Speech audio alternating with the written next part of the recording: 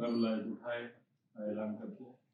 ये मेरा बाइबल है, ये प्रभु का प्रेरित वचन है, ये जीवित है, ये प्रबल है, ये चोखे दांत से काटता है, ये गहराई तक छेदता है, ये मेरे भावनाओं को बढ़ाता है, ये मेरे विचारों को बढ़ाता है, ये उपदेश के लिए, समझाने के लिए, सुधारने के लिए, शिक्षा के लिए लाभदायक है। ये मेरे वार का हथियार है, ये मेरे बचाव का रहस्य है, ये मेरे पाँव के लिए दीपक है, ये मेरी राह के लिए उजाला है।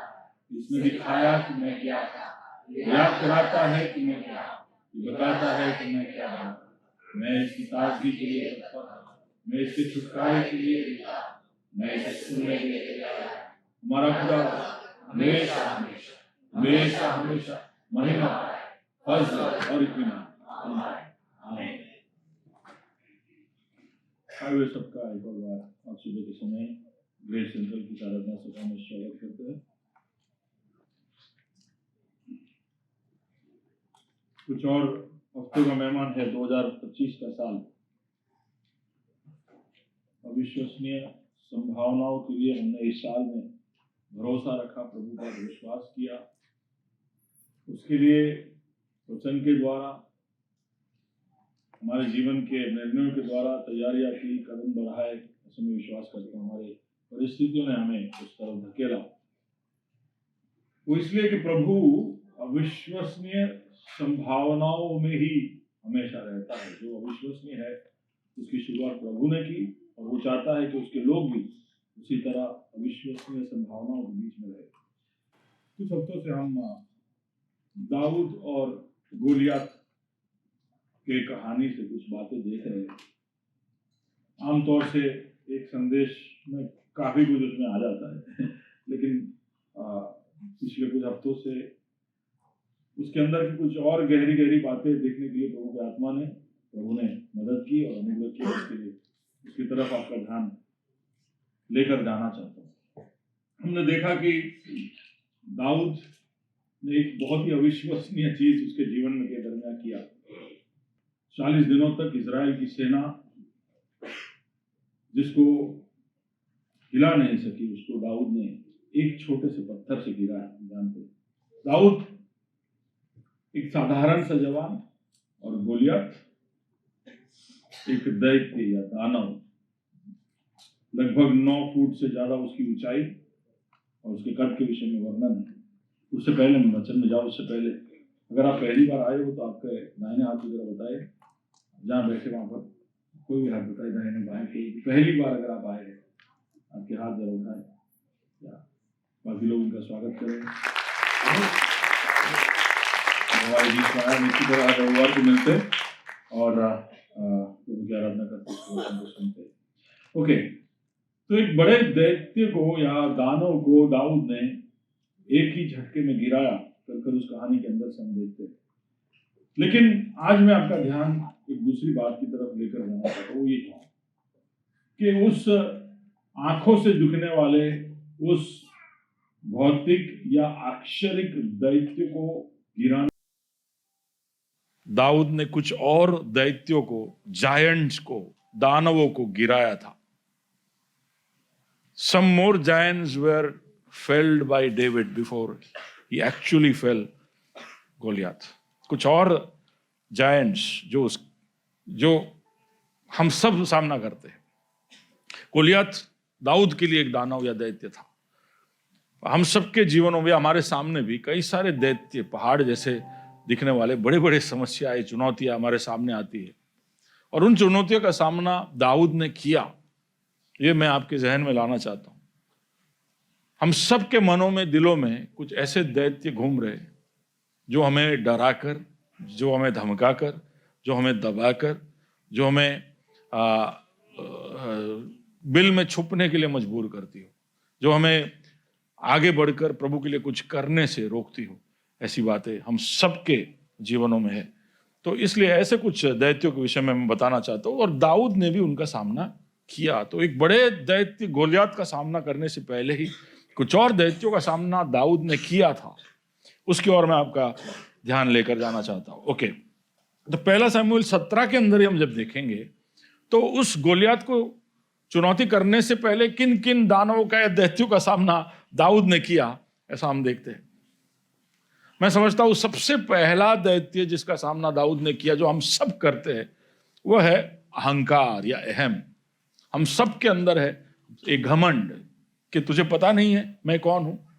हम सबको हमारे अस्तित्व या हमारे व्यक्तित्व के विषय में कुछ धारणाएं हैं, और उन धारणाओं से कभी कभी हम उतरने के लिए हम थोड़े से हिचकिचाते हैं।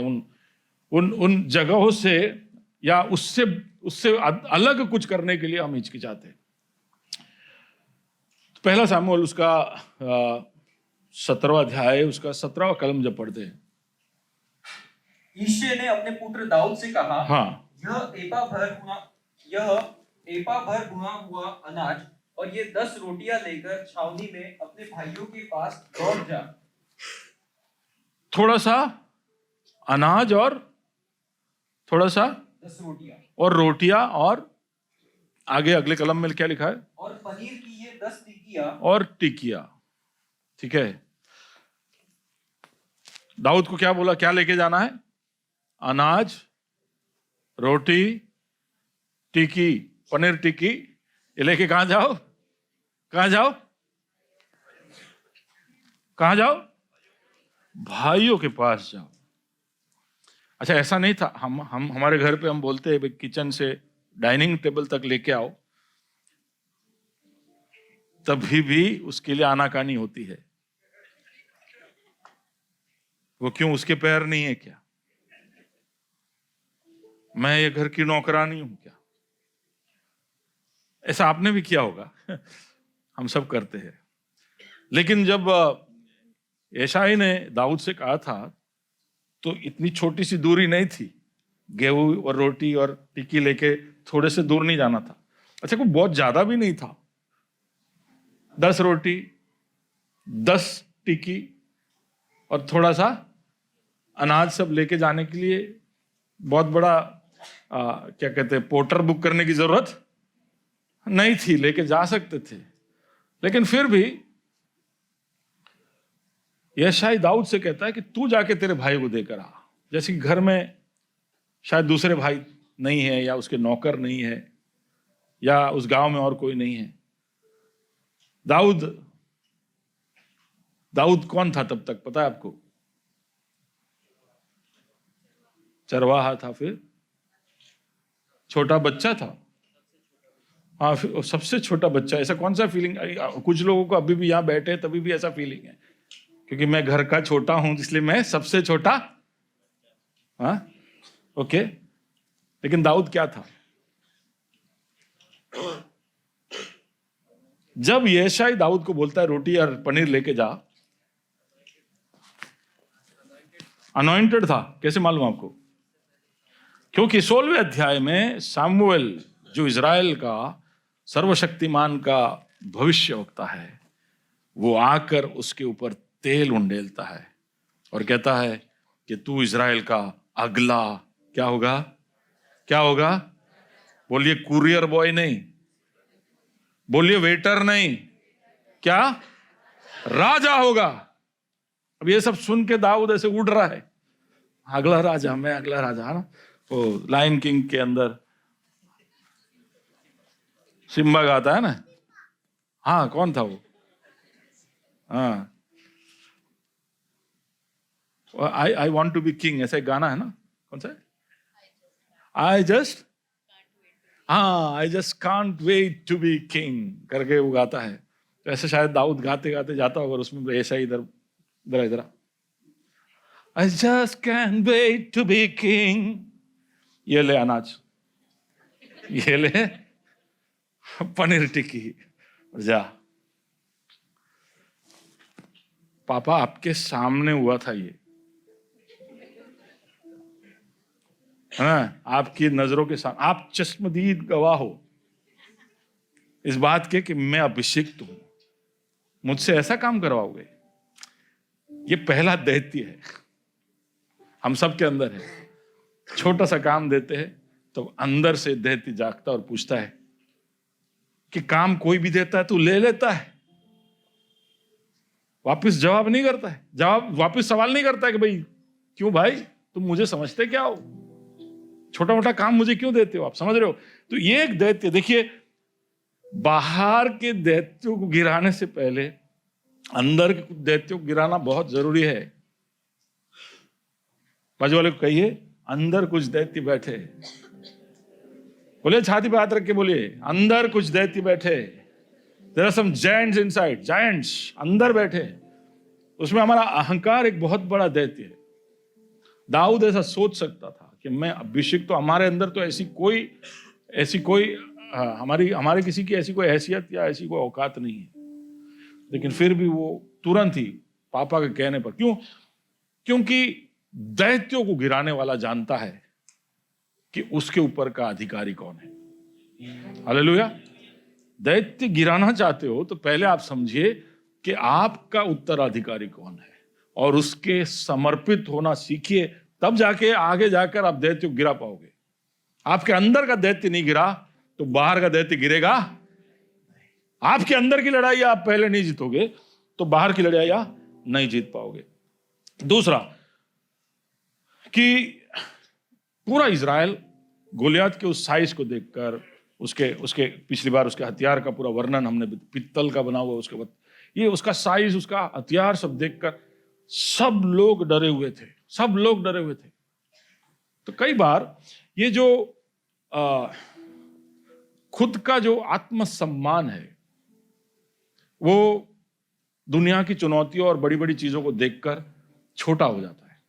हमारा सेल्फ एस्टीम बोलते हैं, आत्मसम्मान, वो छोटा हो जाता है। हम खुद को छोटा देखने लगते हैं। हमको ऐसा लगता है कि हम किसी काम के नहीं, हम तो क्या है इन लोगों के सामने। समझ रहे हो? दुनिया जो साइज में और जो तरह से काम करते हैं उसको देखकर तुरंत ही हमारा मन हमें छोटा कर देता है, हमें लो सेल्फ एस्टीम में लेकर जाता है। और कई बार लोग इसमें अपने आप को सिकुड़ लेते और छोटे हो जाते। कुछ चुनौती, कुछ बड़े काम करने के लिए अपने आप को धकेल कर आगे ला ही नहीं पाते। क्यों? क्योंकि वो दुनिया को देखते और फिर खुद को, दुनिया को फिर खुद को, दुनिया को फिर आईने को, और फिर कहते हैं कि हम तो कोई काम के नहीं है। पूरा इज़राइल रोज आकर तैयार होकर, मैं कहता था रोज तैयार होकर आते थे, लेकिन जैसे दैत्य बाहर निकलता था उसको देखकर और उसके हथियार को देखकर अपने आप को छोटा कर कर ये भाग जाते थे। लेकिन दाऊद के साथ भी ये हो सकता था, लेकिन दाऊद तो साइज में भी छोटा था, वो तो सिपाही भी नहीं था, तो वो छोटों में भी छोटा था, लेकिन उसने ऐसा होने नहीं दिया। क्यों? क्योंकि उसके अंदर उसको मालूम था। वो कहता है कि तू हथियार लेके आता है, तू बड़े साइज में आ रहा है, तू तेरे आगे सिपाही को लेकर आ रहा है, लेकिन मैं यहोवा के नाम में आ रहा हूं। तो वो अधिकार का पता उसको था, इसके लिए उसने अपने आत्मसम्मान को खोया नहीं। आपको भी पता होगा ना कि आप कौन हो और आप किसके हो और आप क्या अधिकार रखते हो और आप क्या कर सकते हो, तो कभी भी आपका आत्मसम्मान को ठेस नहीं पहुंचेगा। और कुछ दैत्यों को गिराने के लिए आप भी आपके जीवन में सफल हो पाओगे। आपको मेरे साथ? तो some giants that have to be killed inside, low self esteem. तीसरा, ये आकर रोज चिल्ला रहा है, ऐसा लिखा है वहां पर कि गोलियत आकर रोज चिल्लाता था। वो जो चिल्ला रहा है वो मैंने वर्सेस लिखे, अभी मैं पढ़ नहीं रहा हूं क्योंकि समय उसमें निकल जाएगा। वर्स 8 और 9, 10, 11, वहां पर गोलियत क्या क्या बोलकर उन लोगों को धमकी दे रहा था और उनको छोटा कर रहा था, वो वहां पर लिखा है। और सब लोग इसमें आ भी गए, उसके उस झांसे में आ ही गए। लेकिन जब दाऊद गोलियत को गिराता है ना, तो यही सिपाही जो डर डर के पीछे हट रहे थे, लिखा है कि वो चिल्लाते हुए, जोर से बोलिए, चिल्ला के। कई बार जब शत्रु हमें धमकी देता है तो उसके खिलाफ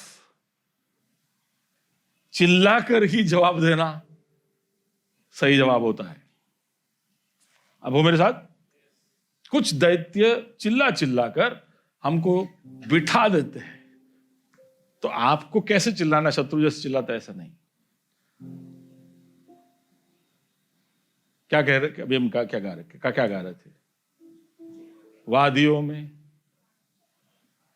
तारीफ, पहाड़ों में तारीफ। हमारे पास चिल्लाने का सबसे बड़ा हथियार क्या है?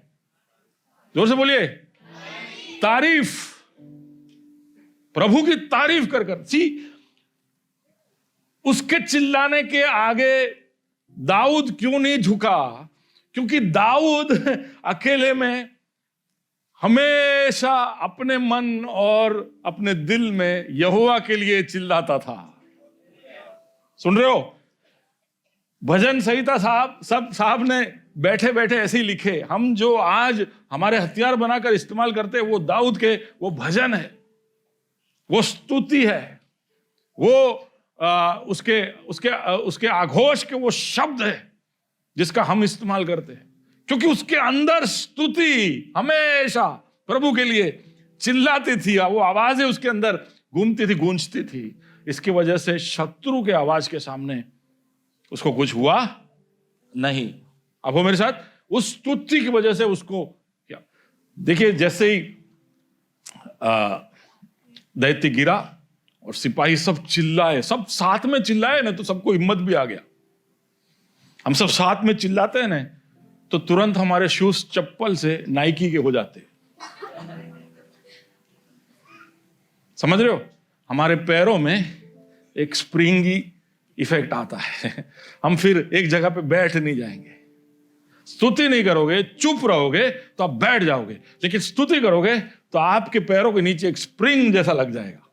और ये चिल्लाए जब साथ में, तो एकदम से साथ के ये करके फिर भागे सब उल्टी दिशा में। 40 दिन से जिस दिशा में भाग रहे थे उस दिशा में नहीं। सुन रहे हो? तो चुप रहोगे तो एक दिशा है, चिल्लाओगे तो दूसरी दिशा है, दैत्य की तरफ की दिशा है, क्योंकि आपने आपके अंदर के उस दैत्य को हरा दिया है। हालेलुया। कौन सा दैत्य? वो धमकी की वजह से डर जाने वाला, आपके अंदर का डरा हुआ वो व्यक्ति। ओके, चौथा, असफलता का डर है ना, द फियर ऑफ फेलियर। और इसलिए हम रिस्क नहीं उठाते। और इसलिए इजराइल के लोग बोलते ये तो सच में हमको हराने आया है, सच में हमको हराने आया है, हमको हमारा शिकस्त करने आया है। तो इनके दिमाग में हार, शिकस्त, हम खत्म हो जाएंगे, यही सब सोच है। लेकिन दाऊद का सोच कैसा था कि अगर इसको मार दिया तो इनाम क्या है? समझ रहे हो? तो कई बार ये दैत्य हमको पैरालाइज कर देता है, पैरालाइज, कि भाई हम फेल हो जाए तो, हमने ये जगह पे पैसा डाला और ये चला गया तो, हमने ये कदम उठाया और ऐसा कुछ हो गया तो, ये जो चिंता, व्हाट इफ वाला, what if what if what if what if. पर क्योंकि स्तुति में वो दृढ़ था, उसे मालूम था कि अगर मैं यहोवा के अधिकार में, नाम में कदम आगे बढ़ाता हूं तो इनाम मेरे को पक्का मिलेगा। तो उसने अपने दैत्य को हराकर वहां पर अपने आप को मौजूद किया था, ऐसा हम देख सकते। लोगों ने उससे कहा कि तू पर्याप्त नहीं है, inadequacy. Am I enough? Will I be enough? मेरे अंदर जो जरूरत है वो सब है क्या? What I bring, is it enough? ये दैत्य अंदर से बोलेगा कि नहीं, तेरे पास ज्यादा कुछ नहीं है। What do you have to offer? तेरे पास छोटा सा स्किल है, वो रोटी, 5 रोटी और 2 मच्छी लाने वाला 5000 की भीड़ के सामने खड़ा है, पर्याप्त नहीं है। It is इनएडिक्वेट। लेकिन हम भूल जाते हैं कि हम किसके पास उसको लेके आते हैं। आपके छोटी छोटी मछलियां और छोटी छोटी रोटियां आप किसके हाथ में देते हो वो मायने रखता है। वो आपके हाथ में रहेगा तो वो 5 रोटी ही रहेगा, लेकिन आपने सही व्यक्ति के हाथ में दिया तो वो, बोलिए, रोटी ही रहेगा। वो बटर नान या ऐसा कुछ नहीं हो जाएगा, रोटी रहेगा, लेकिन बहुतों तक पहुंच जाएगा, बहुतों की आशीष का कारण बनेगा। ठीक है? हमारे जो स्किल सेट से हम सोचते हैं कि प्रभु के आ जाने की वजह से वो अगर मैं चावल लाया हूं तो बिरयानी हो जाएगा, शायद चावल ही रहेगा लेकिन लोगों का पेट भर जाएगा। समझ रहे हो? तो कुछ ऐसा ही है। अगर हम यहोवा के पास या प्रभु के पास लेकर आते हैं तो हमारी अपर्याप्तता को वो बदलता है। और शाऊल ने कहा कि देख भाई, तेरे पास सही हथियार नहीं है, तू मेरे हथियार ले ले। तो वो कहता है कि नहीं, मेरे लिए ये गोफर काफी है, ये वेल टेस्टेड है। तो कुछ दैत्यों को गिराने के लिए आपके पास भी अनुभव होना चाहिए, अनुभव। इसलिए हम गवाइयाँ बुलाते हैं कि बोल गवाही बोलिए, आप यहाँ पे नहीं तो लाइफस्टाइल में बोलिए। क्यों? ये सब अनुभव है। ये अनुभव आपके दैत्य को गिराने में काम में आता है। हालेलुया। इसलिए मैं कहता हूं कि आपके जीवन में प्रभु ने काम किया है तो उसको गिन गिन के आप उसकी एक सूची का बनाइए, ताकि जब जब आपको ऐसा लगे कि मेरे जीवन में कुछ हो नहीं रहा है तो वो किताब खोलिए और पढ़िए कि प्रभु ने कितने अविश्वसनीय काम आपके जीवन में किए हैं। हालेलुया। यहोवा भला है उसकी वो बदलती नहीं है, लेकिन हम भूल जाते हैं। तो अपर्याप्त एक ऐसा दैत्य। फिर हताशा कि आपने कुछ किया और फिर कुछ हुआ नहीं तो नहीं हुआ तो तब आप क्या करेंगे? मैं समझता हूं कि दाऊद ने 5 पत्थर लेकर ये तैयारी की कि मैं पहले से गिरा दूंगा, लेकिन पहला चूक गया तो दूसरे से गिराऊंगा, दूसरा गिर गया तो तीसरे से गिराऊंगा, तीसरा भी गया तो जोरिए बोले चौथा भी गया तो, और 5वां भी गया तो बोलिए मैं भाग जाऊंगा। पर एक तरह का उसके अंदर का एक डिटर्मिनेशन कि एक बार नहीं हुआ तो मैं थोड़ी छोड़ के भाग जाने वाला। हम में से कई लोग छोटे से कठिनाई का सामना करते हैं। हम कुछ करने निकलते हैं और फिर कठिनाई आती है या उसमें कोई मुश्किल आती है तो हम तुरंत ही हाथ ऊपर कर देते कि भाई आ तो ना था यार, आ तो बहुत डिफिकल्ट है। कितनी बार ट्राई किया, बहुत बार पास्टर आपको पता नहीं मैंने कितनी बार ये कोशिश की, अरे कर लिया, ये भी कर लिया, वो भी कर लिया, ये भी मैंने बोल लिया, ये भी देख लिया, अब नहीं होने वाला है। हम सर्टिफिकेट हम सब तैयार है लिखने के लिए, सर्टिफिकेट और साइन करने के लिए 10 सर्टिफाइड कि this is not possible. Dawood, मैं कई बार सोचा हूं, उसके कई सारे इंटरप्रिटेशन है, व्याख्याएं है कि 5 पत्थर उसने क्यों लिए। किसी ने ऐसे कहा कि गोलियत के और 4 भाई थे तो सबको ध्यान में रख के उसने लिया, पता नहीं क्या है, वही है उसका अर्थ, मुझे नहीं मालूम। लेकिन मैं समझता हूं कि उसने 5 इसलिए लिया कि एक से गिरा नहीं तो मैं दूसरे से जरूर इसको गिराऊंगा, इसको आज मैं छोड़ने वाला नहीं।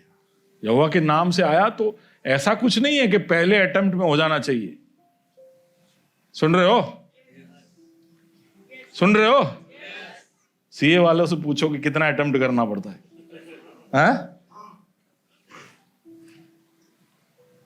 ओके, ये सब दैत्य अलग अलग, इसके अलावा भी बहुत दैत्य, पर मैं खाली पहले शमूएल 17वें अध्याय से कुछ ऐसे दैत्यों को बता रहा था जिनको हराकर दाऊद खड़ा हुआ था और गोलियत के सामने गया था।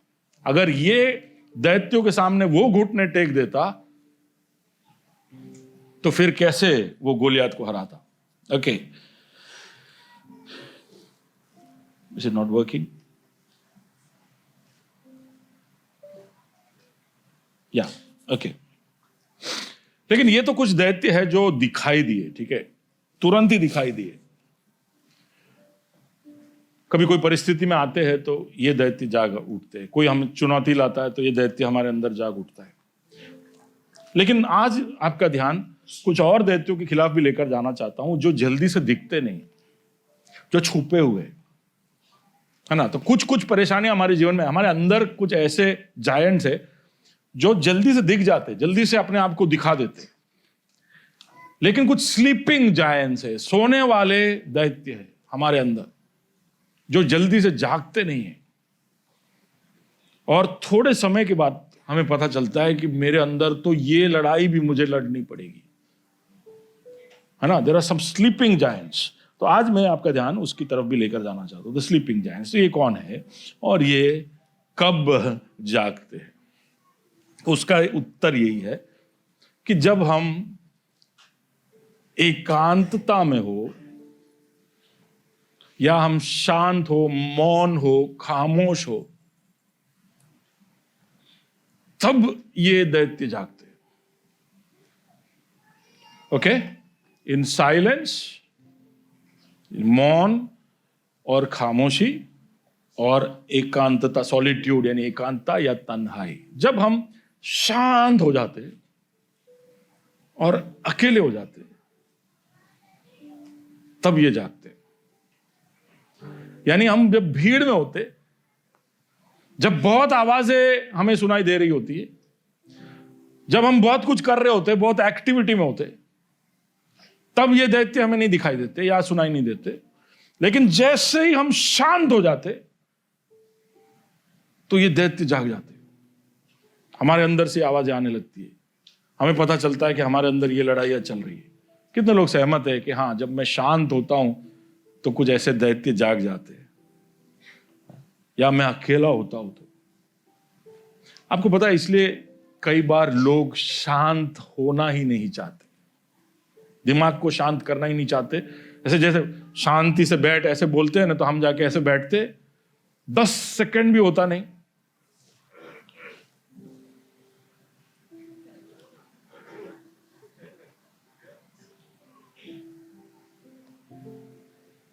हम बाहर से आए, ऑफिस से आए,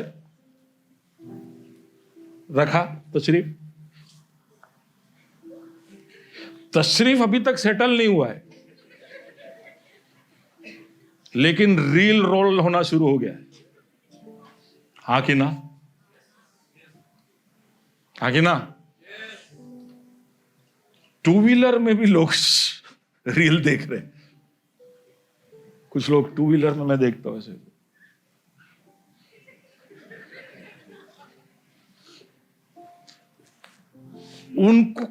उनको शांति नहीं चाहिए, उनको हमेशा इनपुट चाहिए, आवाज चाहिए, डेटा चाहिए, कुछ ना कुछ, कोई ना कोई इंफॉर्मेशन, कुछ ना कुछ मेरे दिमाग में आते रहना चाहिए। वो मौन नहीं रह पाते, शांत नहीं रह पाते। दूसरा, अकेले नहीं रह सकते। तो इसके लिए जैसे ऑफिस से घर पहुंचे, अकेले बैठे, शू करे लिया બે એમને હું ફરવા જાઉં, હું બી આવું છું। एक रोड साइड पे देखे लोग ऐसे बैठे रहते हैं रात 1-1 बजे तक, वो कोई इंडियन इकोनॉमी डिस्कस नहीं कर रहे होते, और कर भी रहे तो कोई फर्क नहीं पड़ता है। लेकिन कई सारे लोग जब तक नींद नहीं आता है तब तक अकेले बैठते नहीं, उसको हमेशा कोई ना कोई चाहिए। तो या तो फोन पे रहेंगे, या चैट करते रहेंगे, या लोगों के साथ रहेंगे। एकांतता नहीं पसंद है। क्यों नहीं पसंद? क्यों हम लोगों को शांति नहीं पसंद? हमें पता भी नहीं है, लेकिन एक सबसे बड़ा कारण कि हम मौन नहीं रह पाते, हम अकेले नहीं रह पाते, वो ये है कि अंदर के ये दैत्य जाग जाते। अब वो मेरे साथ अंदर से ये, मैं दैत्य बोल रहा हूं, समझ में नहीं आता। आप में से कुछ लोगों को समझ में नहीं आएगा, क्योंकि आपके अंदर दैत्य नहीं, राक्षस जागता है।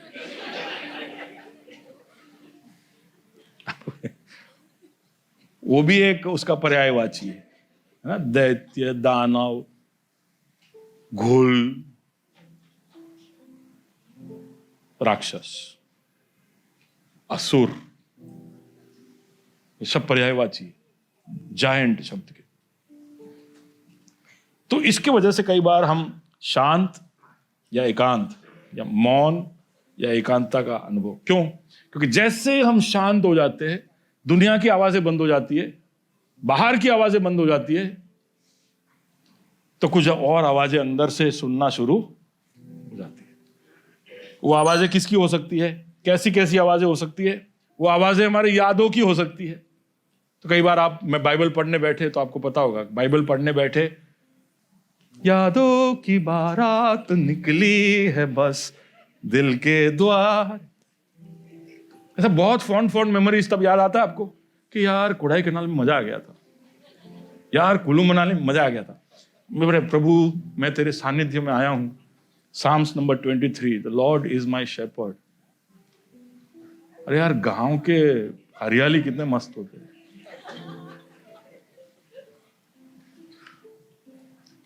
कोई बहुत साल हो गया यार कोई भेड़ बकरी को देखकर। अब हो मेरे साथ? मेमोरीज, इच्छाएं, डिजायर्स, भय, फियर्स, हमारे भय, दुख या शोक जो हमने मनाया नहीं है। कई बार अकेले हो जाते हैं, तब सच में पता चलता है कि हम बिल्कुल अकेले हैं। और तब तक भीड़ में होते, आवाजें हो रही होती है, तब तक हमको पता नहीं होता है कि हम कितने अकेले हैं या हम पर किसी ने कितना चोट पहुंचाया है। अकेले होते ही, सब आवाजें बंद होते ही ये शोक बार आता है। अलग अलग तरह से अलग अलग लोगों के मनों में ये दैत्य जागते। सबके अंदर ये सब नहीं होता है, लेकिन अलग अलग तरह से। कुछ लोगों को टू डू लिस्ट याद आता है, जैसे ही बाइबल खोलो उनको पूरे दिन का क्लैरिटी आ जाता है। बाइबल में से कुछ समझ में नहीं आता है, लेकिन 10 बजे क्या करना, 2 बजे क्या करना, 5 बजे क्या करना, वो क्लियर हो जाता है। तो भाई बोलिए बाजू वाले से, बाइबल के बहुत फायदे हैं। उसमें ये है कि तुम्हारा टू डू लिस्ट तैयार हो जाएगा। एक और फायदा ये है कि नींद नहीं आता है तो नींद आ जाएगा। किसी को नींद नहीं आती, ऐसी कोई बीमारी है? कोई ऐसा है जिसको नींद नहीं आती है? हाँ, जिज्ञासा, हमारे अंदर का क्यूरियोसिटी। आप अकेले बैठो, शांत बैठो, अचानक से आपके अंदर का वो बिल्ली घूमने लगता है चारों तरफ कि यार ये तो रह गया मेरा पूछना, यार इसके बारे में तो मैंने रिसर्च किया ही नहीं, मैं उस दिन ढूंढ रहा था, फोन कॉल आ गया तो रह गया। हेलो, होता है ना ऐसा? देखो देखो, आप सब सहमत हो, मेरे को मालूम है ये सब हो रहा है। बोलो मेरे अंदर ये है और ये जागता है। ठीक है, ये आवाजें हमको शांत होने ही नहीं देती। और कई लोगों के लिए ये डरावनी है, कई लोगों के लिए ये खौफनाक है, कई लोगों के अंदर घाव ताजे हो जाते हैं और इसलिए वो लोग यहां जाना नहीं चाहते। फिर एक फोन की नोटिफिकेशन और ऐसे इधर उधर से उड़ते तीर, ये सब हम पकड़ते। दूसरा है कि जब हम शांत हो जाते हैं तो ऐसा लगता है जैसे कि हमारे अंदर एक आईना ऐसा अचानक से हमारे सामने आके खड़ा हो जाता है और हम अपने आप को देखना लगते। अभी तक हम दुनिया को देख रहे थे, दोस्तों को देख रहे थे, दुनिया का चकाचौंध देख रहे थे, लेकिन जैसे हम शांत हो जाते हैं और अकेले हो जाते हैं और कोई आवाज नहीं और कोई दिखता नहीं, तो हमारा मन हमारे साथ गेम खेलना शुरू करता है। धीरे से हमको पता भी नहीं चलता और यह आईना हमारे सामने खड़ा हो जाता है और हम खुद को देखते। हम जैसे हैं वैसे हम खुद को दिखाई देने लगते। अभी तक दुनिया को जो दिखा रहे थे उसी में हम भी फंसे हुए थे। दुनिया को दिखा रहे कि हम बहुत खुश है, दुनिया को दिखा रहे कि मेरा लाइफ बिल्कुल इंस्टा और फेसबुक जैसा ही चल रहा है। जो आप देख रहे हो इंस्टा में वो ही मेरा लाइफ है। और दुनिया ये समझ के तालियां बजाती है, यार શું લાઈફ છે તારું, શું મજાની લાઈફ છે, કેટલું બધું જ્यूस પીએ છે ને કેરમ રમે છે। हाँ, पर फिर हम अकेले हो जाते हैं और अचानक से हमको दिखने लगता है कि सच में जूस छोड़ो पानी नहीं है। हमारा असलियत हमें दिखने लगता है। We start seeing our true self. So I am going to try again, okay? या ओके। सो ये जो आईना जो हमारे सामने आता है वो बिल्कुल क्या बोलते हैं, ईमानदार है। ईमानदार एकदम सच्ची बात हमको दिखाता है। हमें दिखाता है कि हम कैसे भ्रम में, हमारे भ्रम जो है उसका खुलासा वो करता है, हमारी कल्पनाओं का खुलासा करता है, हमारे जज्बातों को तोलना शुरू करता है कि तुम्हारे इमोशंस जो है, तुम जिसको बहुत बहुत अहमियत देते हो, उसकी असलियत क्या है, तुम्हारे अंदर छल कितना है, तुम्हारे अंदर दोहरापन या दोगलापन कितना है, मुखौटे कैसे तुमने पहने, तुम्हारे अंदर का अकेलापन या एकांतता या शून्यता, दोष, शर्म, टूटापन और हमारी कमजोरी, ये सारी चीजें हमें दिखने लगती। हम अकेले हो जाए तो हमें दिख जाता है कि हम कितने टूटे हुए, हम अंदर से एक्चुअली क्या है। अब हो मेरे साथ, और ये हमें पसंद नहीं है देखना।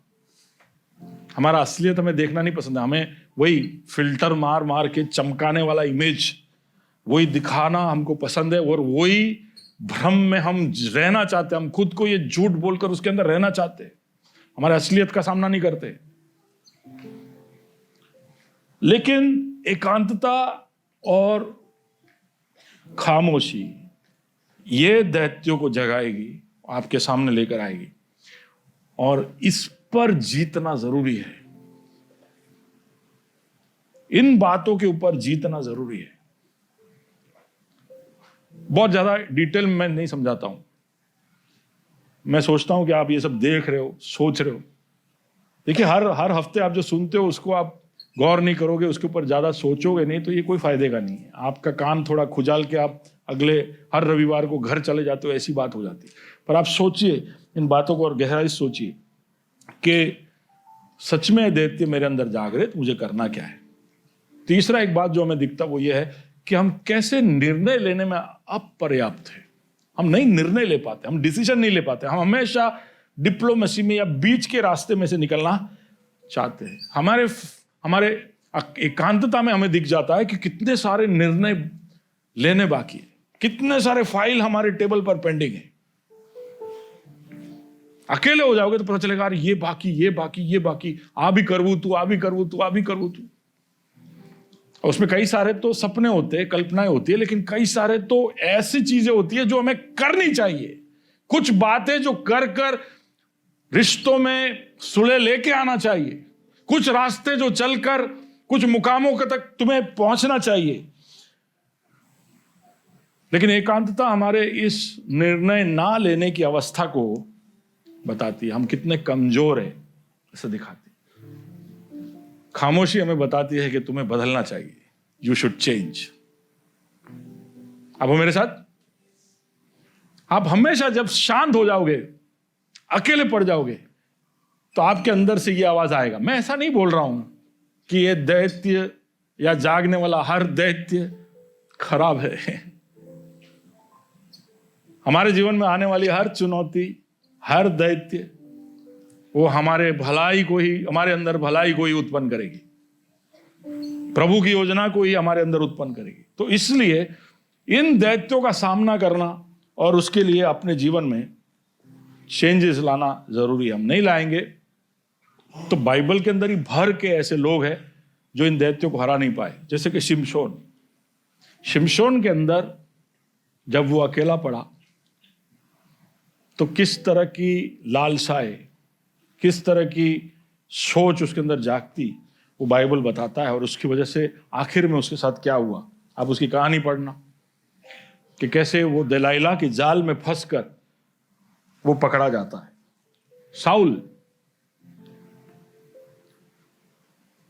साउल के अंदर डिसोबीडियंस, वो सोचने लग गया कि उसने इजराइल के घराने को बनाया है, अब वो राजा है, तो अब वो भविष्यवक्ता से भी बड़ा है, वो कैसे भी निर्णय खुद ले सकता है। सुलेमान ने इतनी शादियां की क्योंकि वो अपने राज्य को बढ़ाना चाहता था और राज्य में शांति लाना चाहता था। तो इसने दूसरे राज्यों के राजकुमारियों के साथ ब्याह किया, उनके साथ पॉलिटिकल एग्रीमेंट किया। धीरे धीरे ये सारी बीवियां उसके जीवन में दैत्यों से भी बड़े बनकर उसको गिरा कर चली गई। एलाइजा है शूरवीर, हम भी उसके जैसे ही है, कहता है याकूब का पत्र।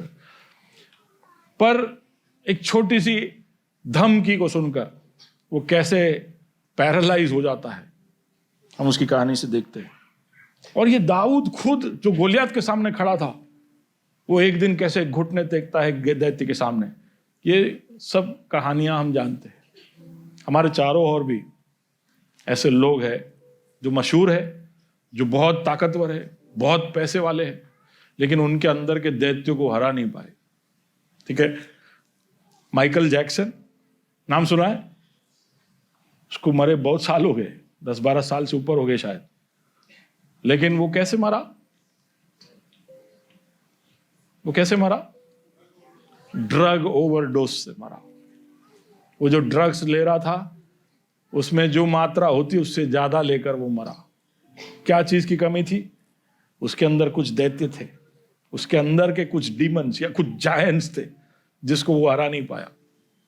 वो पूरे संसार पे राज कर रहा था। Is called the king of pop music, है ना। माइकल जैक्सन बोलो तो लोग पागल हो जाते थे, लेकिन अकेले में माइकल जैक्सन को कैसे जीना चाहिए ऐसे माइकल जैक्सन को भी नहीं पता था। उसके खुद के इमेज के बारे में उसका इतना सारा कंफ्यूजन था कि वो स्क्रीन ग्राफ्टिंग करवाता था। उसने अपने काले चमड़ी को बदल बदल के गोरा चमड़ी कर दिया और उसकी वजह से उसकी तकलीफें और बढ़ गई। ये सब की वजह से वो अपनी असलियत अक्षरिक आईने में भी देखना नहीं चाहता था। वो अपने चेहरे से डरता था क्योंकि उसको हर हफ्ते प्रोसेस कराने पड़ते थे, प्रोसीजर्स कराने पड़ते थे, इसलिए वो ड्रग्स में ही रहता था। और पता नहीं क्या क्या उसकी कहानी आप सुनोगे तो उसमें बहुत सारा पेचीदा डिटेल है। वैसे ही हमारे कोविड के समय में सुशांत सिंह राजपूत, सब जानते हो, एक उभरता सितारा। और ऐसी कहानी हम जब सुनते हैं तो हम सोच में पड़ जाते हैं कि यार क्या कमी थी। अच्छा लॉन्च पैड मिला है, अच्छा ब्रेक लेकर आगे बढ़ रहा है, अचानक से ये क्या हो जाता है। ऐसा तो क्या हो जाता है कि वो ऐसा कोई कदम उठाता है। ऐसी दूसरी एक सिंगर है विटनी ह्यूस्टन, या उससे भी बड़ा रहस्य है हमारे बॉलीवुड इंडस्ट्री की श्रीदेवी। तरह तरह के कंट्रोवर्सीज है कि इन सब के साथ हुआ क्या, लेकिन एक सच्चाई है, इन सब के अंदर कुछ दैत्य थे जिनको वो हरा नहीं पाए और इसलिए आखिर में वो दम तोड़ते। हीथ लेडजर जो बैटमैन नाम के मूवी के अंदर जोकर के रोल में आता है, देखा आपने बैटमैन? कुछ लोगों ने देखा, उसके अंदर का जोकर माना जाता है कि हॉलीवुड में सबसे पावरफुल रोल किसी ने किया है तो वो हीथ लेडजर, जिसने जोकर का रोल किया। लेकिन वो सुसाइड करता है अपने उस कैरियर के चोटी पे, उसको वो हैंडल करना नहीं आता है। तो हमें ये पता होना चाहिए कि जब इतने सिद्ध या इतने उन ऊंचाइयों पर बैठे हुए लोग इन दैत्यों को हैंडल नहीं कर पाते, तो हम भी कहीं ना कहीं अगर इसको नहीं ध्यान देंगे तो हम चूक जाएंगे। हम कई सारे जीवन की चुनौतियों को इसलिए जीत नहीं पा रहे क्योंकि पहले हमारे अंदर की लड़ाइयों को ही हम नहीं जीत पा रहे। So there are so many things which we need to deal with inside. लेकिन इनको अगर जीतना है तो आपको शुरुआत बाहर जाकर लड़ाई कर नहीं, आपके खामोशी और आपके एकांतता में जीतना पड़ेगा। आप हो मेरे साथ? दाऊद ने अपने आप को एकांतता में तैयार किया। कई बार वो सोचता होगा, उसको ऐसा माना जाता है कि दाऊद को उसके घर से निकाल दिया था क्योंकि वो एक क्या बोलते, आई ऑलवेज फॉरगेट इट, नाजायज बेटा था। वो एक नाजायज बेटा था ऐसा मानते। तो इसके लिए वो घर में अपने भाइयों के साथ नहीं रहता था, उसको बाहर दूर जंगल में वो रहता था अकेले। तो उसके मन में ऐसा बहुत होता होगा कि घर में इतनी खुशियां हो रही है, सब उत्सव मना रहे और मैं उसमें भाग नहीं ले पा रहा हूं। कई बार हमको ऐसा लगता है कि समाज में आई एम सो रिजेक्टेड, मेरे को कोई दोस्त नहीं बनाता, मुझे कोई साथ में नहीं रखता, मैं अकेला हूं, मैं क्या करूं। और वहां पर जहां पर वो रहता था वहां पर कोई लोग नहीं, सिर्फ थोड़ा बीच बीच में मैं ऐसी आवाज आती है, वही सेम टोन। सारे भेड़ एक जैसे ही बोलते, अलग अलग भी नहीं गाते, सारे गामा भी नहीं कर सकते। तो एकदम मोनोटोनस, बिना कोई म्यूजिकल, बिना कोई सिनेमैटिक उसका लाइफ था, सिर्फ हरियाली थी जो उसको खुश रखता था। बट उस एकांतता और उस खामोशी के अंदर दाऊद ने अपने आप को तैयार किया। वहां पर उसने लड़ाई, वहां पर वो क्या करता था? What did David do? David क्या करता था? तो वो उन पहाड़ों पर जब वो भेड़ को लेकर जाता था, सालों तक वो करता रहा। उसने उस अवस्था को भेंट लिया, उसने अपना लिया। कोई बात नहीं, मेरा कोई नहीं है तो कोई बात नहीं, अगर मेरे साथ बात करने के लिए कोई नहीं है तो। जब कहने के लिए कि शांत हो जाना, कहने के लिए कि एकांत हो जाना, सुनने में बहुत आसान लगता है, पर आसान इसलिए नहीं है क्योंकि आसान इसलिए है कहने के लिए आसान इसलिए है क्योंकि उसमें कुछ करना नहीं पड़ता है। शांत हो जा, बैठ जा, यानी कुछ करना नहीं है। अकेले हो जा, उसमें भी कुछ करना नहीं है। तो सिंपल है, कर सकता है कोई भी व्यक्ति, लेकिन फिर भी नहीं कर पाता है। क्यों? क्योंकि जब तुम्हें हाथों और पैरों की जरूरत ना हो तो उसका मतलब है कि अब जो होने वाला है वो मन और दिल से होने वाला है। समझ में आया मैं क्या बोल रहा हूं? जो आपके जीवन में ऐसा काम हो जिसमें हाथ और पैर की जरूरत ना हो, काम है लेकिन हाथ नहीं चाहिए, पैर नहीं चाहिए, तो फिर वो काम कैसे होगा? वो काम दिमाग से और दिल से होगा, और दिमाग और दिल किसी के कंट्रोल में नहीं। इसलिए ये मुश्किल है। लेकिन दाऊद उस पहाड़ियों पर इस बात का कंट्रोल रखकर, इस बात के ऊपर कंट्रोल पाकर वो जिया। वहां पर बैठे बैठे उसने उस एकांतता में, जब कोई उससे बात नहीं कर रहा था, उसने यहोवा से बातें की, उसने सारे भजन लिखे। और वहां पर दो चीजें उसने पाई। ये दो चीज मैं चाहता हूं कि आप जोर से मेरे पीछे बोले। Clarity, confidence. वापिस बोलिए, स्पष्टता और निश्चय या विश्वास या आत्मविश्वास। ठीक है, दो चीजें जो आप अकेले रहना सीख जाओगे, जो आप शांत होना सीख जाओगे, तो दो चीजें जो आपको प्राप्त होगी। नंबर 1 क्लैरिटी, स्पष्टता। नंबर 2 कॉन्फिडेंस, निश्चय। ठीक है, ये कहीं बड़े अक्षर में लिख लेना। अगर आपको ऐसा लगता है कि मुझे आगे क्या करना है, क्लैरिटी नहीं है, अगर आपको पता नहीं है कि आगे मैं क्या निर्णय लूं, क्या बोलूं, किस दिशा में जाऊं, क्लैरिटी नहीं है, अगर किसी के साथ आपका वाद विवाद होता है, किसी के साथ कोई वार्तालाप होता है, उसमें किस तरह से प्रतिक्रिया देनी, क्लैरिटी नहीं है, तो आप समझ लेना ये क्लैरिटी तभी आएगा जब आप अकेले कोई कोने में बैठकर, शांत बैठकर अपने दिमाग को सही करोगे, आपके सोच विचारों को सही करोगे, आपके अंदर की उस आवाजों को आप कन्फ्रंट करोगे, आपके सामने वाले हर दैत्य का आप सामना करोगे, आपका वो आईने में आपका जो चेहरा दिखता है उसको आप ठीक करोगे। जब आप जो निर्णय से चूक रहे हो, निर्णय लेने के लिए आप अपने आप को प्रतिबद्ध करोगे। Are you with me? So you have to deal with the voices, you have to deal with the image, you have to deal with your decision making.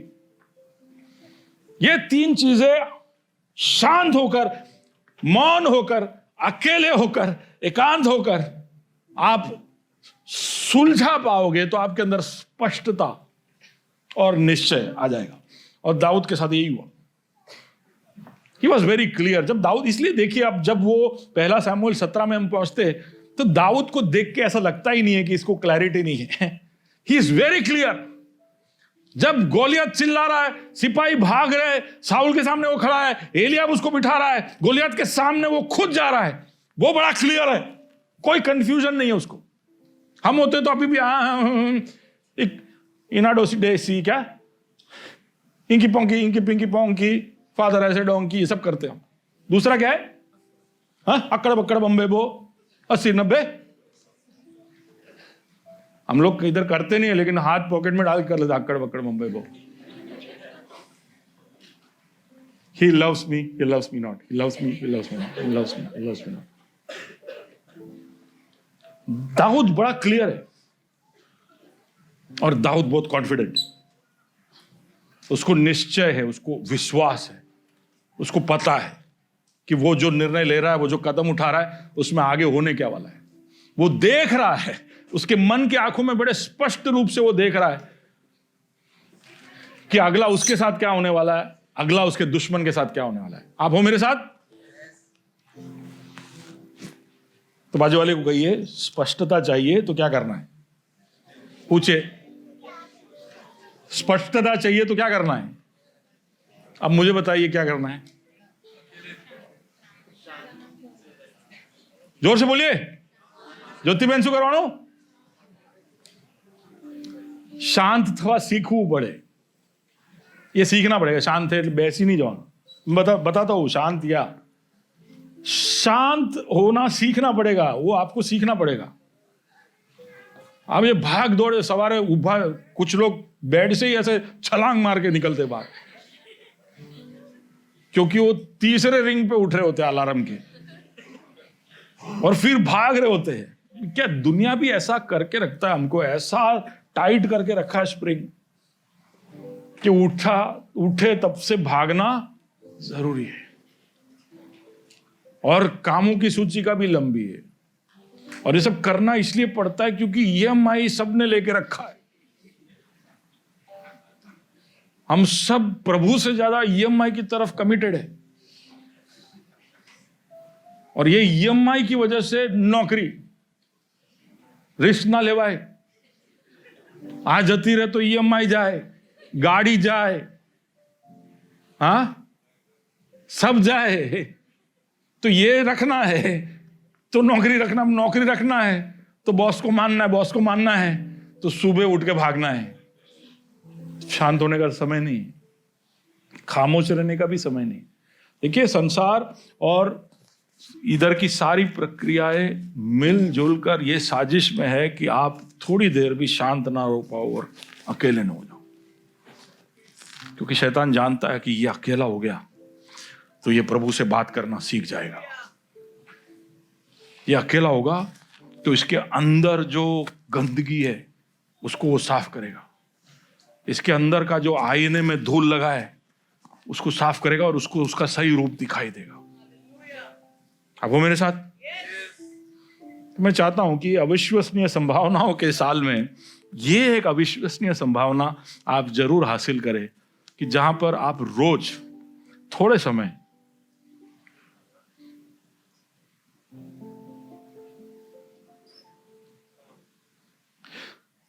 मैं जब प्रचार करता हूं तब तो आप ये कर पा रहे हो,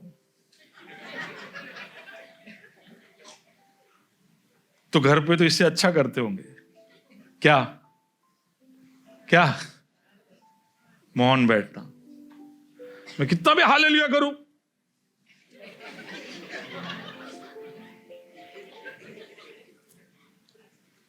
पहाड़ों बराड़ा। सीखिए। और अकेलापन, यही अभ्यास उसने जारी रखा गोलियत को हराने के बाद भी। हम जानते हैं कि गोलियत को हराने के बाद वो उसका सर लेकर यरूशलेम गया। ठीक है, पिछले हफ्ते का प्रचार था, यरूशलेम जाता है क्योंकि प्रभु उसको दिखा रहा है कि तेरे लाइफ के टर्निंग पॉइंट, एक टर्निंग पॉइंट पे जब तू खड़ा होगा तो प्रभु तेरे को अगला टर्निंग पॉइंट दिखाएगा, अगला बड़ा मुकाम दिखाएगा। तो वहां से उसको लेके जाता, बोला अगला स्टॉप तेरा यरूशलेम में। लेकिन हम भूले नहीं कि एला के उस तराई से यरूशलेम तक पहुंचने में दाऊद को 13 साल लग गए थे, कम से कम 13 साल और शायद 16 साल। गोलियत का सर लेकर गया, हमको लगता है कि 6 महीने में उसने यरूशलेम पर चढ़ाई कर ली, नहीं, 13 से 16 साल लग गए उसको उस यरूशलेम जहां पर उसने गोलियत के खोपड़ी को गाड़ के रखा था, उस यरूशलेम को जीतने के लिए उसको 16 साल लग गए। क्या किया उसने उस 16 सालों में? बड़ा दर्शन पाया उसने, या उसको अंदर से प्रेरणा हुई, जो भी हुआ। लेकिन अगले 16 सालों तक क्या हुआ देखिए।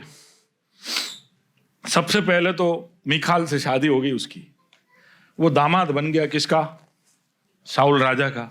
तो पहले खुश हो गया, लेकिन शाऊल ने उसका ड्यूटी चालू रखा, बोला कि देख, मेरे अंदर अभी भी दुष्ट आत्मा मुझे परेशान करती है, लेकिन तू जब वीणा बजाता है तो मैं शांत हो जाता हूं। तो वो आके वीणा बजाते जाता। तो ये काम उसको सौंपा गया था। दामाद है तो क्या हो गया, वो सासू माँ के लिए, मेरे लिए तो तू गिटारिस्ट है, तो आके म्यूजिक बजाता था। लेकिन लोग उसके कान में आके बोलते थे, शाऊल ने तो 1000 को मारा लेकिन दाऊद ने 10,000 को। तो ये उसके कान में सुनते, मेरा दामाद मेरे से बड़ा, एक दिन एक भाला मारा। मजाक में नहीं मारा, उसको मार डालने के लिए। शाऊल बड़ा पक्का योद्धा था और उसकी निशानी लग जाती, लेकिन दाऊद भी सीख गया था, महल में रह रह के सीख गया था कि कैसे बचने का। बचा। वो यहोवा का अभिषिक्त था, गोलियत को हराने वाला शूरवीर था। और सच में वो कमांडर बनकर उसने 10,000 को मारा था।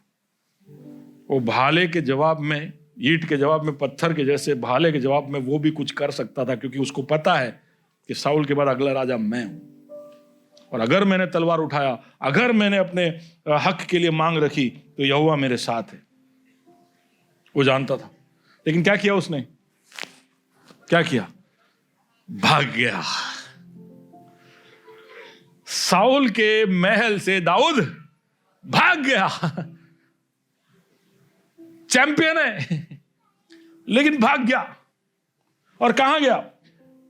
ऐसे कहा जाता है कि वो गुफाओं में जाके रहता था। अदुलाम के, एन गेदी के, अलग अलग जंगल के गुफाओं में जाके दाऊद जाके रहता था, अकेलेपन में, एकांतता में, जहां पर कोई लोग नहीं, कोई उसको पहचाने नहीं, वहां वो छुपा रहता था जान बचाने के लिए। लेकिन वहां पर भी कुड़कुड़ाया नहीं, वहां पर भी उसको तकलीफ नहीं हुई। क्यों? क्योंकि उसको मालूम है पूरी जिंदगी ऐसे कटा है मेरा, अपन को ये पसंद है। ये एकांतता, ये अकेलापन। जो यहोवा के सानिध्य में अकेला रहता हो ना, उसको कहीं भी अकेला रहने से कोई डर नहीं लगता है। सुन रहे हो? हम लोग अकेलेपन से और एकांतता से डरते इसलिए है, या खामोशी से डरते इसलिए क्योंकि हमको आदत नहीं है। लेकिन दाऊद को डर नहीं था। दाऊद अपने हक के लिए लड़ सकता था, लेकिन वो उसका दूसरा ऑप्शन, क्योंकि वो मालूम था कि जब तक साउल, यहोवा का अभिषेक जिंदा है, मैं उस पर हाथ नहीं उठाऊंगा।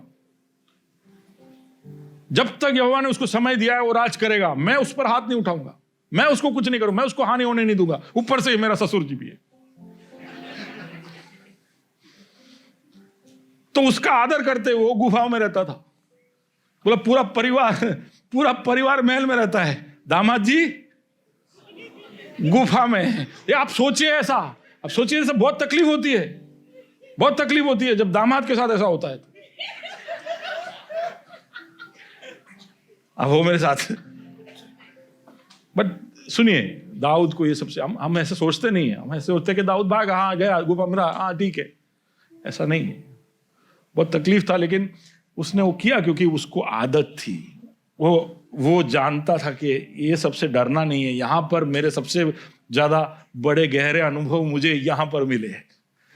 तो इसलिए वो कहता है कि it is better to be a gate keeper in the house of the Lord than to dwell in the tents of the wicked. यानी दुष्टों के तंबुओं में रहने से यहोवा के घर के फाटक पे खड़े रहना ज्यादा अच्छा है। समझ रहे हो? तो ये इनके तंबुओं में रहूं, उससे अच्छा है कि फाटक पे, जहां पे प्रभु का आंगन है, वहां में खड़े रहो।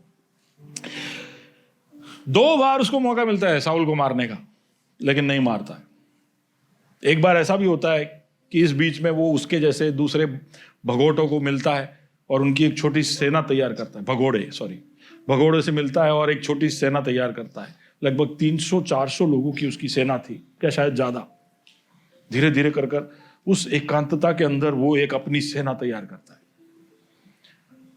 लेकिन एक दिन, पहला शमूएल उसका 30वें अध्याय में लिखा है कि ये इसके उठाए गए, इसकी सेना इसके खिलाफ हो जाती है, पथराव कर दाऊद को मारने के लिए तैयार हो जाती है। सबको खड़ा करने के बाद भी आखिर में हुआ क्या? अकेला। कभी कभी मैं सोचता हूं, ग्रेस ग्रेस ग्रेस करके आखिर में आप लोग सब एक दिन मेरे ऊपर पत्थर मारोगे तो मार सकते हो। संसार में सब हो सकता है। दाऊद के साथ भी ऐसा हुआ। वो राजा था, लेकिन एक दिन अब्सलोम जब उसको भगाता है तो उसके ही दोस्त लोग उसके ऊपर पत्थर मारते थे। तो जिकलाग में ऐसा हुआ उसके साथ। उसके सेना ने उसको अकेला कर दिया और उसको मारने का ठान लिया। लेकिन वहां पर भी वो अकेला, उस अकेलेपन में वो हिम्मत नहीं आ रहा, क्योंकि उसको अकेलेपन से डर नहीं लगता है। सुन लो। देखो, हम कभी ये ऐसा सोचते हैं कि यार हम एक साथ खड़े रहेंगे, हमारे साथ 4-5 लोग होंगे तब हमारा ताकत है। बात सब सही है, वो भी जरूरी है। लेकिन सबसे पहला चीज जो आपको सीखना होगा वो है कि मैं अकेले अगर खड़ा हूं और यहोवा मेरे साथ है, तो वो मुझे पहले हासिल करना होगा। अब वो मेरे साथ, बाकी दोस्त लोग, ये लोग, वो लोग सब है, प्रभु जोड़ेगा बड़े काम करने के लिए, बड़े प्रोजेक्ट्स के लिए, प्रभु के मिशन के लिए वो लोगों को जोड़ेगा। लेकिन पहले आपको यहोवा के साथ खड़े रहना सीखना चाहिए। अकेले खड़े रहने से डर नहीं लगना चाहिए। इसलिए दाऊद को डर नहीं लगा। जिकलाग में अकेला हो गया लेकिन वो डरा नहीं। क्यों? क्योंकि उसकी एकांतता में और उसके उस मौन और खामोश अवस्था में उसने यहोवा को बहुत गहराई से चखा। शाऊल मरता है, शाऊल मरता है तो उस शाऊल के लिए जाके विलाप करता है, शोक करता है। ऐसा नहीं सोचा कि हाश अबे पाछा घरे महल में, है ना। हम होते तो ऐसे सोचते कि बहुत हो गया यार, वापिस महल में जाते। वो शोक मनाता है, जाकर राजगद्दी पर बैठ सकता था। गिबिये में शाऊल का गद्दी था, वो गिबिये में नहीं जाता है। अगला राजा वो अभिषिक्त होता है तो वो एक नया शहर चुनता है, हेब्रोन, और वहां पर जाकर वो अपना राज्य स्थापित करता है। उसको कोई जल्दी नहीं थी शाऊल के गद्दी में आके बैठने की। क्यों? क्योंकि उसे मालूम है कि कोई मेरे साथ नहीं है, कोई आवाजें नहीं हो रही होगी तो भी कोई चिंता नहीं, क्योंकि मेरे साथ कौन है। सुन रहे हो आप लोग? ये कंपनी वो कंपनी, हम जो भाग दौड़ करती है, पैनिक हो जाते एकदम, आज हुई आ ना જોઈએ, लाइफ जाए छे, फोमो फोमो फोमो, ये सब नहीं डरने का। वक्त होगा तो आपके लिए जो नियुक्त अधिकृत है वो आपके पास आ जाएगा। 13-14 साल के बाद वो यरूशलेम पे धावा बोलता है, यरूशलेम को जीतता है। उसको गिबी में नहीं बैठना है, उसको यरूशलेम में बैठना है, और वहां पर वो अपना सिंहासन स्थापित करता है। तो उसके उस जिंदगी के दौर में, मैं यहीं पे खत्म करता हूं, उसके उस जिंदगी के दरमियान जब वो भाग रहा है, तभी भी आप एक चीज देख पाओगे कि दाऊद के अंदर क्या है? क्लैरिटी है। जोर से बोलिए, स्पष्टता है। और क्या है? निश्चय है, कॉन्फिडेंस।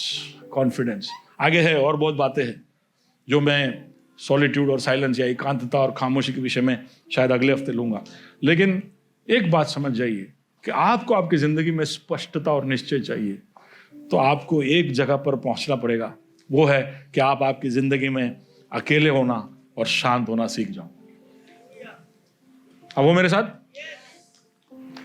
हमेशा भीड़ के लिए, मीटिंग के लिए, प्रार्थना के लिए, जूम कॉल के लिए, फोन कॉल के लिए आतुरता मत दिखाते रहो। शांत होने के लिए और अकेले रहने के लिए भी अपने आप को अलग करो। एक बहुत जरूरी प्रक्रिया है जो हमको करना है। यीशु अपने जीवन में नियमित रूप से ऐसे जगह पर पहुंचता था जहां पर वो बिल्कुल अकेला और अपने आप को शांत रख पाता। हम उसके सेवकाई के शुरुआत के दिनों से ही देखेंगे कि वो सेवकाई रात तक चलती होगी, लेकिन अगले दिन सुबह भोर के समय में यीशु उठकर पहाड़ पर जाता। क्यों? क्योंकि उसको क्या करना है? हम ऐसे ही सोचते हो प्रार्थना करना है, लेकिन प्रार्थना के साथ साथ जरूरी है कि पहले इन आवाजों को बंद करे, और इन आवाज अगर बंद नहीं हो रहे तो बंद होने तक उनसे लड़ाई करे। जो व्यक्ति शांत होना सीख गया, उसने दुनिया के अंदर के आक्षरिक दैत्यों को हराने का पहला कदम पार कर लिया। If you are able to stay silent, अगर आप रह पाते हो तो पहले आप 5 मिनट रहते हो, फिर 15 मिनट रह पाते हो, फिर आप आधा घंटा रह पाते हो, धीरे धीरे कर कर, क्योंकि आप रह पाते हो और उसकी वजह से आपके जीवन में फर्क दिखेगा।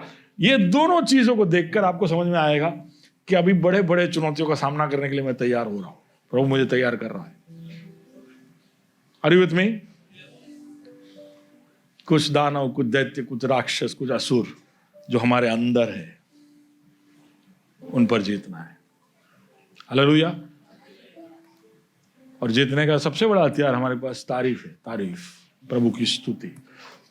तो अभी हम जब ये गीत गाएंगे, तारीफ, है ना, तो आप ऐसे सोचिए कि इस आवाज से हम सब मिलकर जब गा रहे, हमारे पैरों में वो स्प्रिंग लग रहा है, जिसकी वजह से जहां पर हम अटके हुए हैं, जहां पर हम फंसे हुए हैं, वहां से निकलने के लिए हमें मदद मिलेगी। तो आप यहोवा की तारीफ करते करते आपके जय को हासिल करने के लिए आगे बढ़ना। हालेलुया। अपने स्थानों में खड़े हो जाए।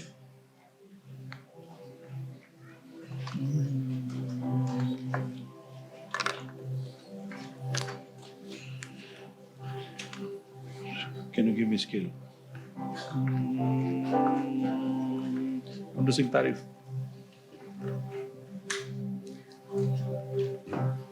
उससे पहले हम एक वचन पढ़ेंगे, सैम्स 8:2। हम सीख रहे हैं ना दाऊद की तरह। दाऊद ने अपनी अकेलेपन में, जब वो अपने इंटरनल जायंट से लड़ रहा था, तो उसने परमेश्वर की स्तुति की। और परमेश्वर का वचन ये कहता है, Out of the mouth of babes and sucklings has thou ordained strength. King James में पढ़ते, because of thine enemies, that thou mightest still the enemy and the avenger. तूने अपने बैरियों के कारण बच्चों और दूध पीओ के द्वारा सामर्थ के नेव डाली है, ताकि तू शत्रु और पलटा लेने वालों को रोक रखे। एक और वर्जन कहता है कि प्रेजेस ऑफ, छोटे दूध पीते बच्चे और छोटे बच्चों के मुंह की स्तुतियों के द्वारा शत्रुओं से वो पलटा लेने में अपना परमेश्वर उनके अगेंस्ट खड़ा रहता है। तो अगर आप अपने आप को इतना छोटा भी मानते हो ना, तो भी आपकी स्तुति में इतना सामर्थ्य है कि वो हमारे बैरियों को मिटा सके। हमारा परमेश्वर हमारी स्तुति के द्वारा हमारे शत्रुओं को गिराता है। आमेन। तो पूरी जान के साथ हम ये बात का घोषणा करेंगे, वादियों में तारीफ, पहाड़ों पर भी, संदेहों के बीच यकीन हो तब भी, दुश्मन हो कई गिरा हूं तब भी, मेरी तारीफ की लहरें उन्हें डुबाएगी। वादियों के बीच, वादियों में तारीफ, पहाड़ों पर भी, संदेहों के बीच यकीन हो तब भी, दुश्मन हो कई गिरा हूं तब भी, मेरी तारीफ की लहरें उन्हें डुबाएगी। ऊंची आवाज से, जब तक है जान आवाज उठा कर तारीफ यार की, ऐ मेरे मन कर तारीफ यार की, ऐ मेरे मन कर तारीफ यार की, ऐ मेरे मन।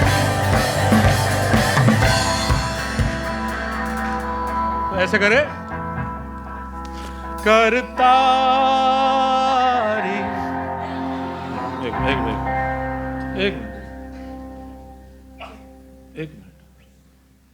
मेरे ख्याल से बहुत सारा मल्टी एक्टिविटी आप एक साथ कर नहीं पा रहे हो, तो पहले हम ऐसे करते हैं। करिए करिए करिए, ऐसे बहुत सिंपल है।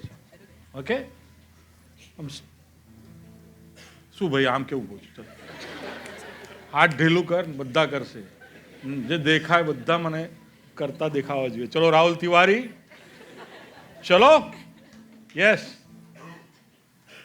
Nitesh, yes, good good good, आता है सबको। हाँ, pink shirt, Jacinta, come on. Okay, 1 2 3 4।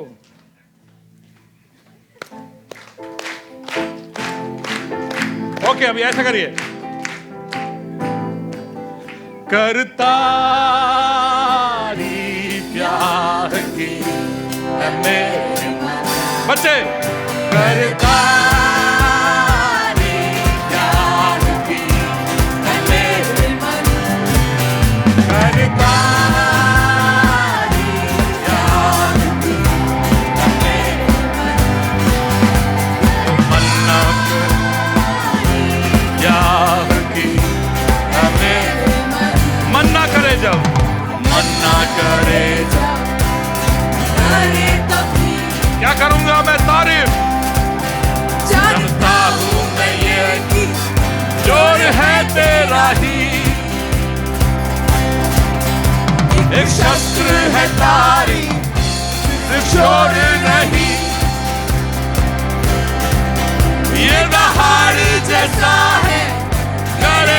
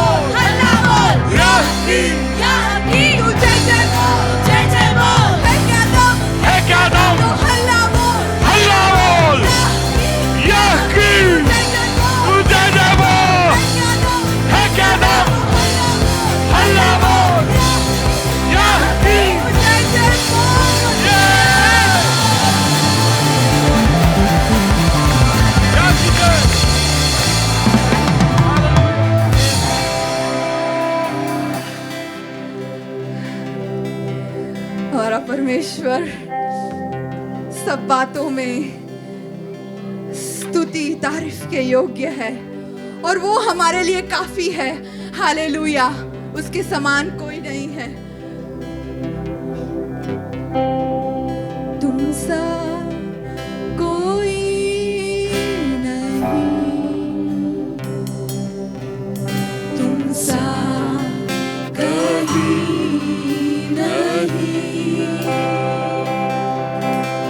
अब है पूरा यकीन,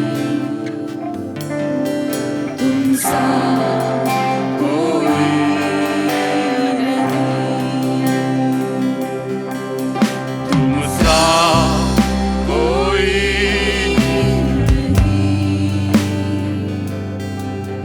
तुम सा कहीं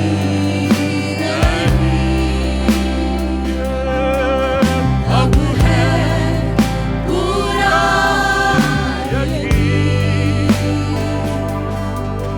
तुम सा कोई नहीं। यीशु मसीह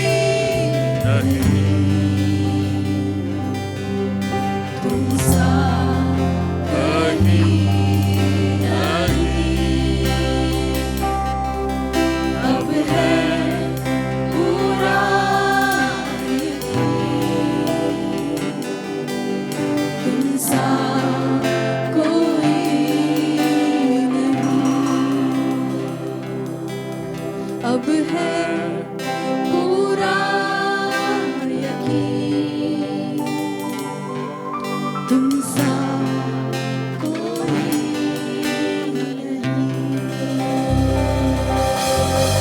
प्रभु हम धन्यवाद देते हैं परमेश्वर, हमें ये इत्मीनान है प्रभु, हमें ये यकीन है प्रभु यीशु मसीह कि तुम्हारे समान प्रभु कोई नहीं है प्रभु हमारे जीवन में। प्रभु हमारे अपने प्रभु हमें छोड़ देंगे परमेश्वर। प्रभु जिन चीज़ों को प्रभु हम अपना कहते हैं परमेश्वर वो हमें त्याग देंगे, लेकिन प्रभु तेरा वायदा है कि प्रभु तू ना हमें कभी छोड़ेगा ना त्यागेगा परमेश्वर।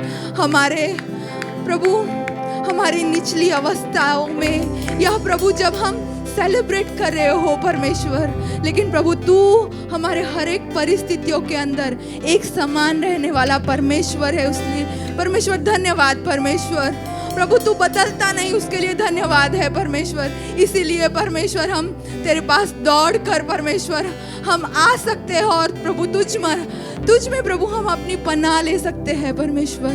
उसके लिए प्रभु तेरा धन्यवाद, क्योंकि प्रभु हम जानते हैं पर प्रभु कि तू भला है और तेरी करुणा सदा की है परमेश्वर। धन्यवाद देते हैं, यही प्रभु विश्वास के साथ प्रभु हम सभी के जीवनों को प्रभु तेरे हाथों में सौंपते हैं और प्रभु हम यही प्रार्थना करते हैं कि प्रभु जो भी जायंट्स परमेश्वर हमारे अंदर है प्रभु तू हर एक को ओवरकम करने में प्रभु तू हमारी मदद करना, क्योंकि अब तू हम में रहता है और जो हम में रहता है वो सबसे बड़ा है, हमारे जायंट से बड़ा, हमारी सोच से बड़ा, हमारे हर एक ख्याल से बड़ा तू है परमेश्वर। उसके लिए प्रभु तेरा धन्यवाद है परमेश्वर। सारी बातों को परमेश्वर तेरे हाथों में सौंपते हैं प्रभु। तूने अपना बात परमेश्वर हमारे मनों में रखा, इसके लिए प्रभु तेरा धन्यवाद। तेरी उपस्थिति के लिए धन्यवाद। सारी बातों को प्रभु तेरे हाथों में सौंपते हुए मान महिमा आदर प्रभु तुझे देते हुए इस विनती को यीशु मसीह के नाम से मांगते हैं। आमीन।